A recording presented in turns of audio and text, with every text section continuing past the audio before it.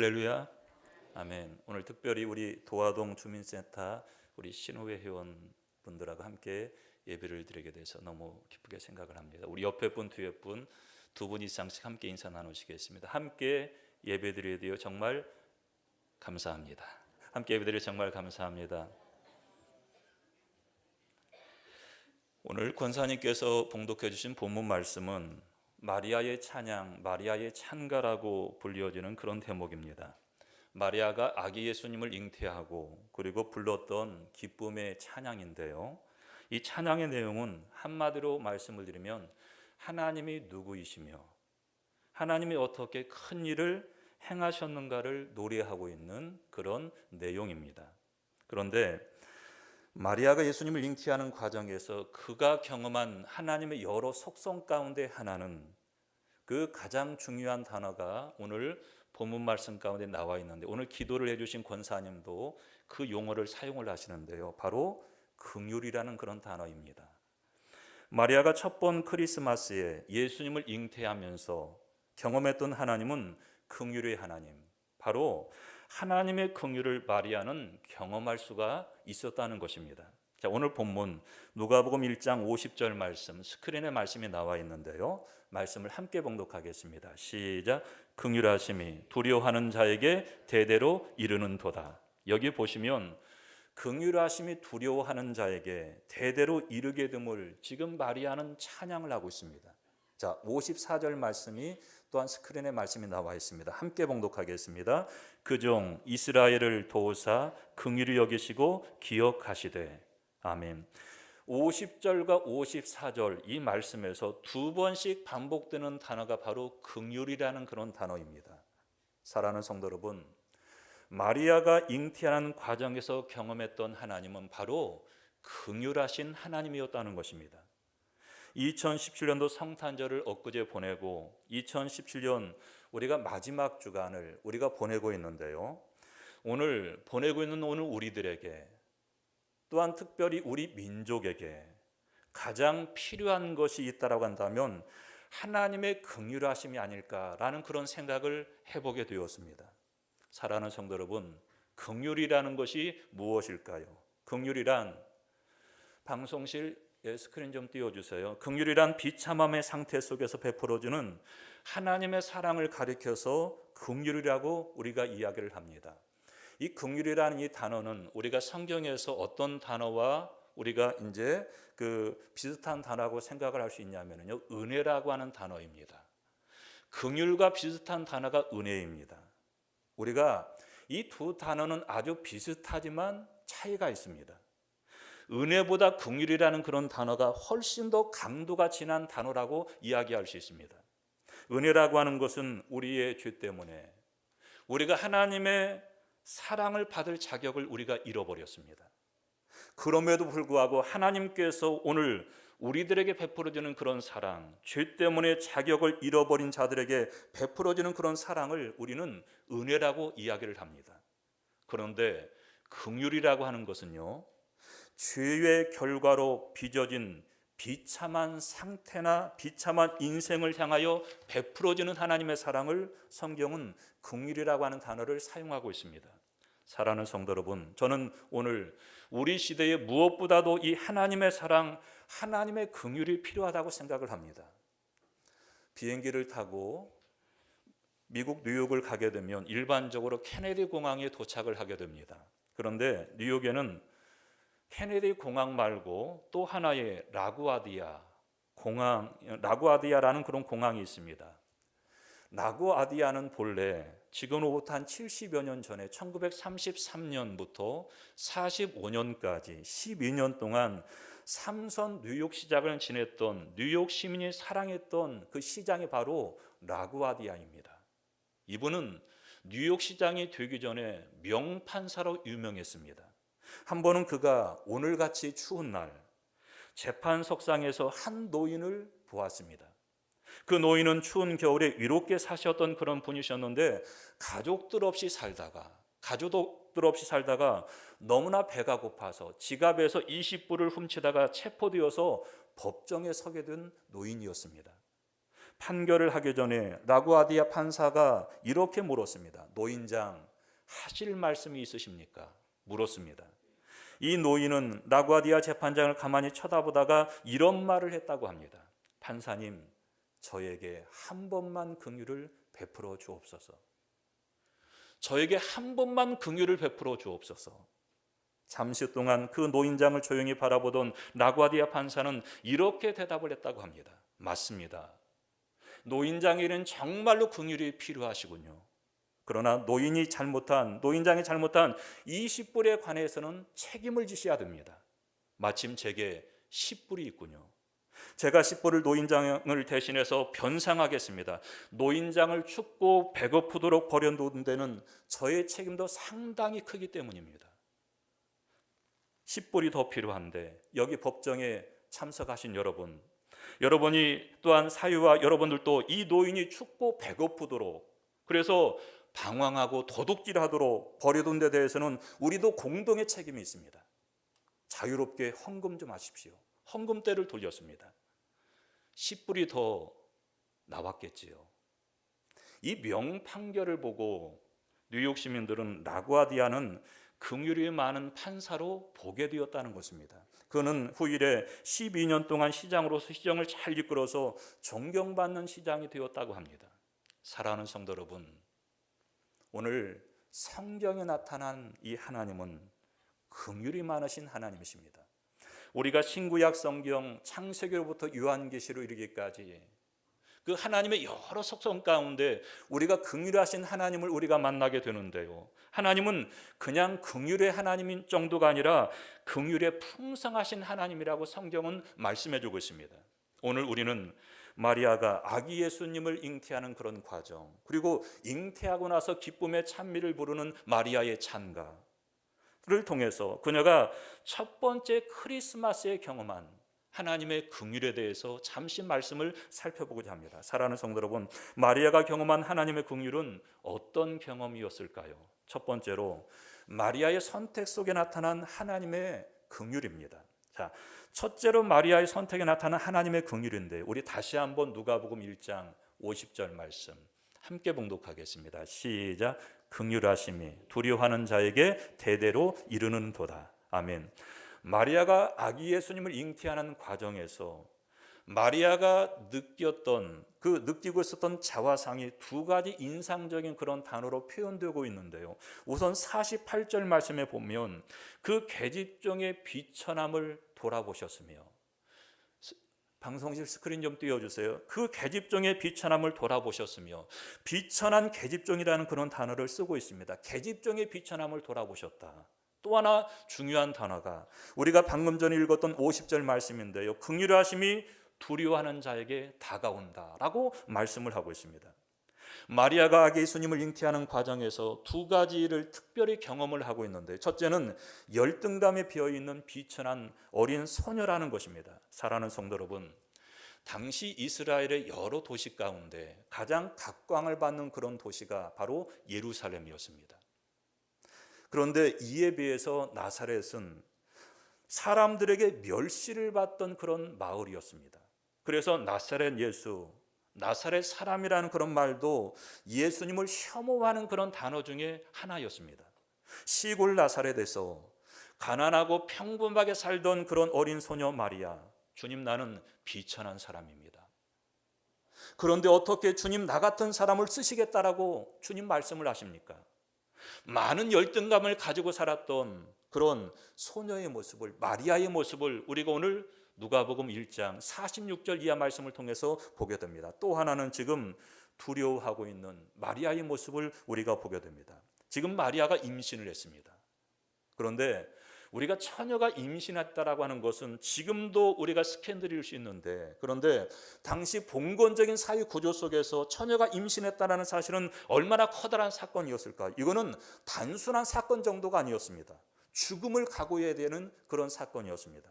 그 당시 어린 소녀가 임신을 하게 되면은요, 그 소녀를 죽여도 사회는 무관했습니다.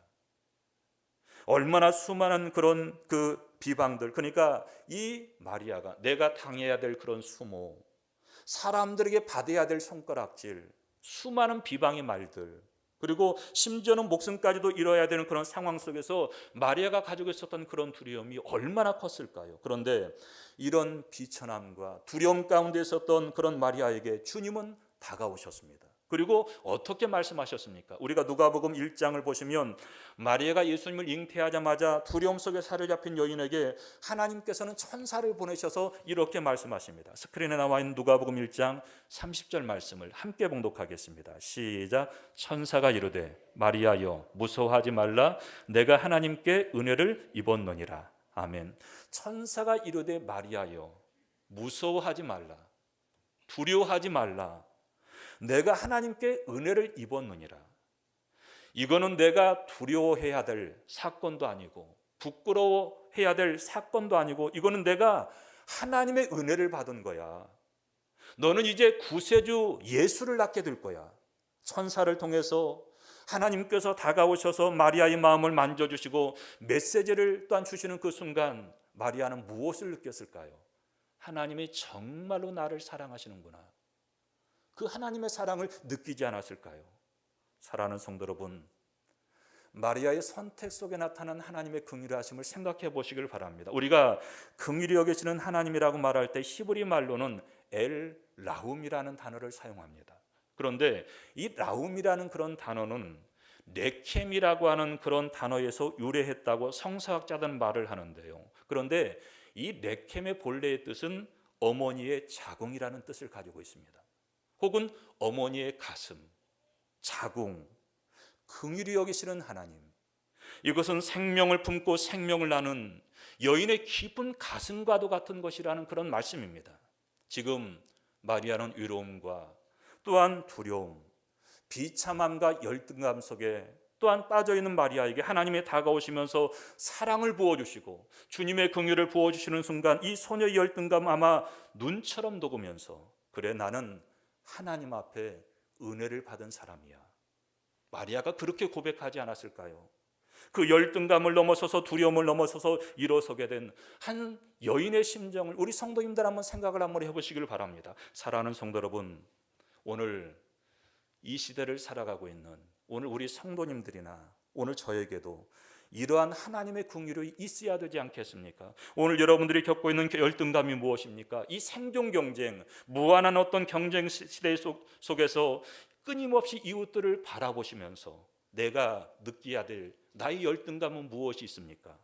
나만이 가지고 있고 내가 붙들고 있는 나의 위로움과 두려움이 무엇이든지 내가 겪고 있는 그런 열등감이 무엇이든지 긍휼이 풍성하신 하나님이 오늘 우리들 가운데 다가오셔서 크신 은혜와 긍휼을 동일하게 부어주신다라고 한다면 사랑하는 성도 여러분, 오늘 우리들의 삶과 인생은 얼마만큼 달라질까요?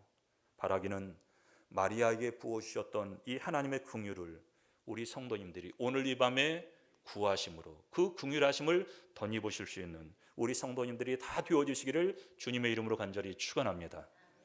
따라서 한번 해보실까요? 나는 하나님 앞에 은혜를 받은 사람이야. 믿으십니까?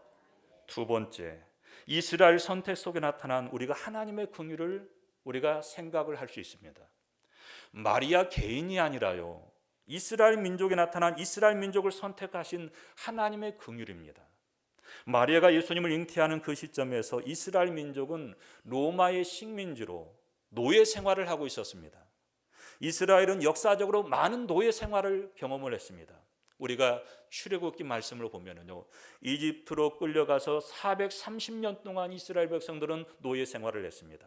북방에 있는 아수르에 끌려가서 노예 생활을 하기도 했고, 그런가 하면 남쪽 바벨론에 끌려가서 70년 동안 노예 생활을 하기도 했습니다. 사랑하는 성도 여러분, 이스라엘 민족은요 굉장히 자존심이 강한 그런 민족이라 노예 생활을 하면서도 자기들이 노예라고 생각하지 않고 우리는 자유인이고 이 노예의 속박은 곧 벗어질 것이라고 그들은 확신했습니다. 또 그렇게 되었습니다. 그러나 그럼에도 이스라엘 민족 역사를 우리가 보면 끊임없이 주변 강대국들에 의해서 부서지고 끌려가고 짓밟히는 노예의 그런 생활들을 계속하게 됩니다. 이스라엘은 아직도 노예였습니다. 로마의 식민지였습니다. 이스라엘을 통치하고 있었던 로마 제국은 지금까지 어떤 과거의 제국과도 비교될 수 없는 아주 강력한 철의 제국이었습니다.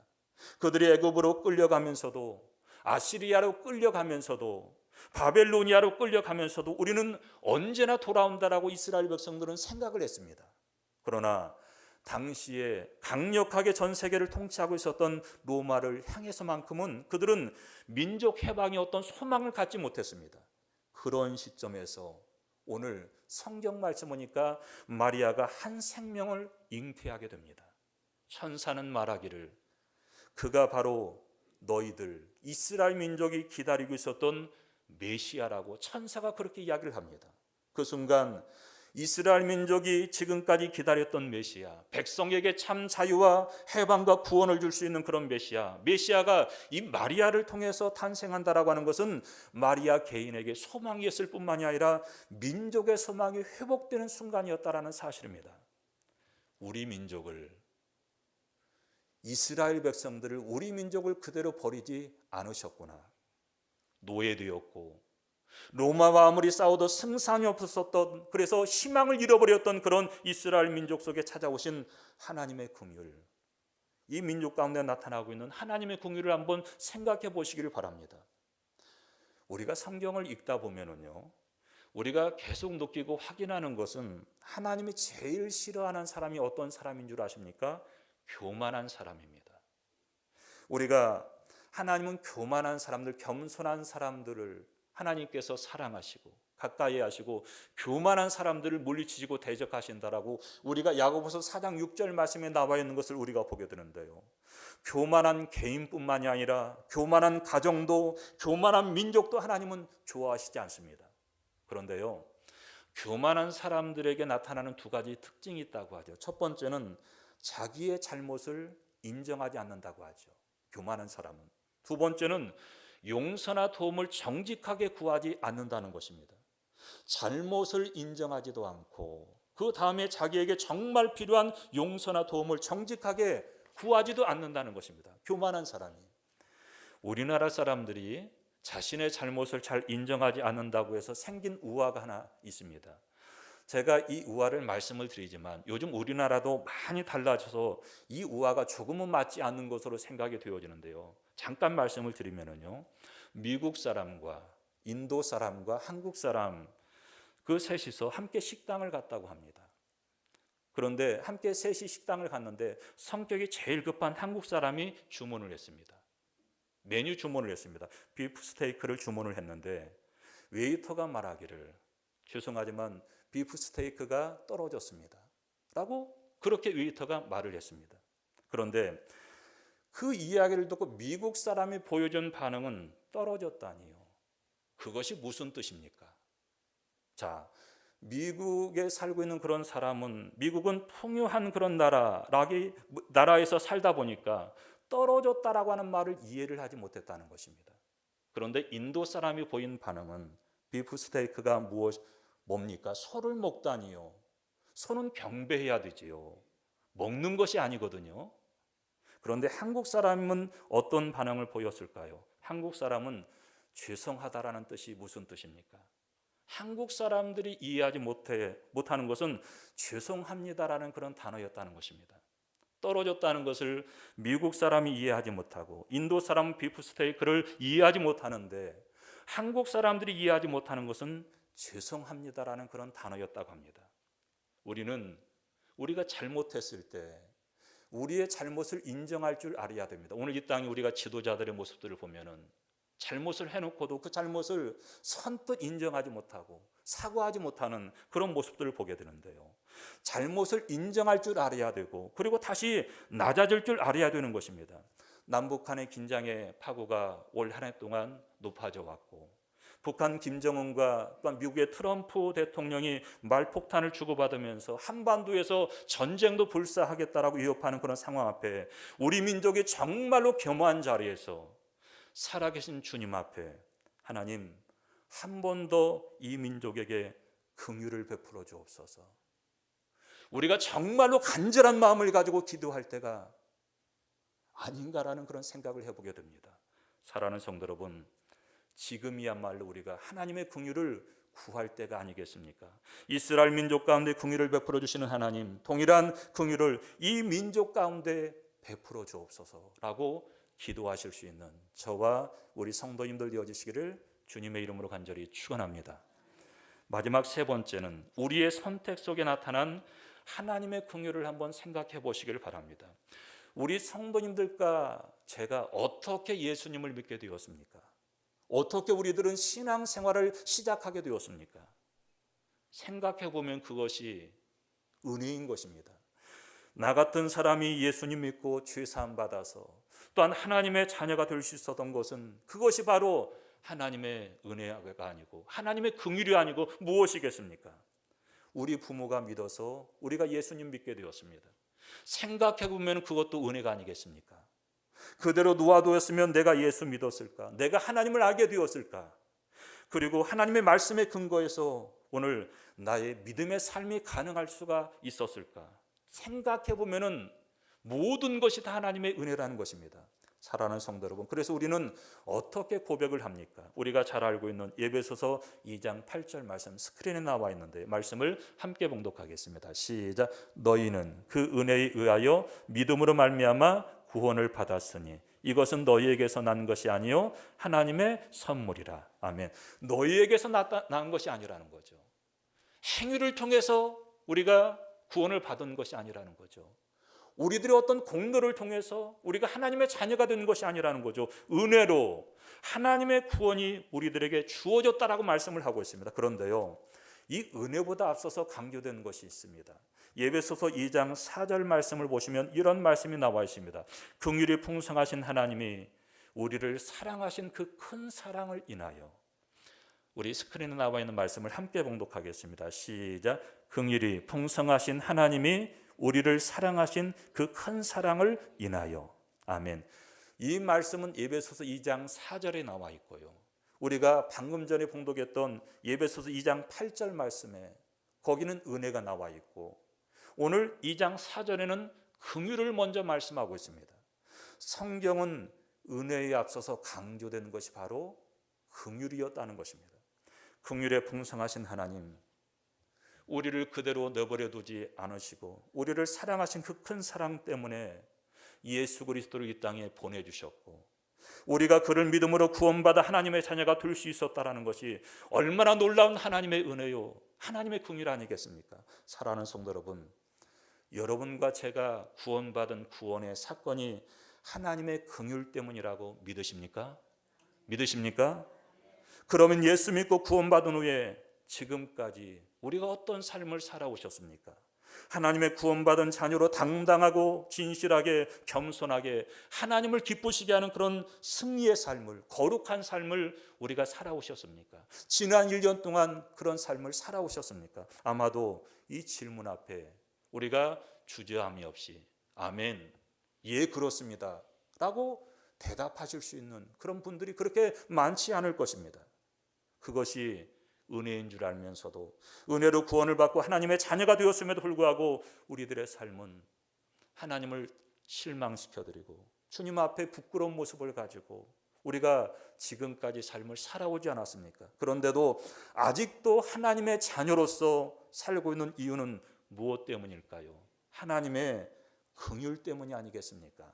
사랑하는 성도 여러분, 주께서 나를 불쌍히 여겨주시고 주께서 나를 받아주신 하나님의 사랑, 그 하나님의 은혜 때문인 것입니다. 사도 바울은 어느 날 자기가 살아왔던 인생의 모든 길을 돌아보면서 이런 유명한 고백을 하지 않았습니까? 오직 나의 나 된 것은 하나님의 은혜로 된 것이라.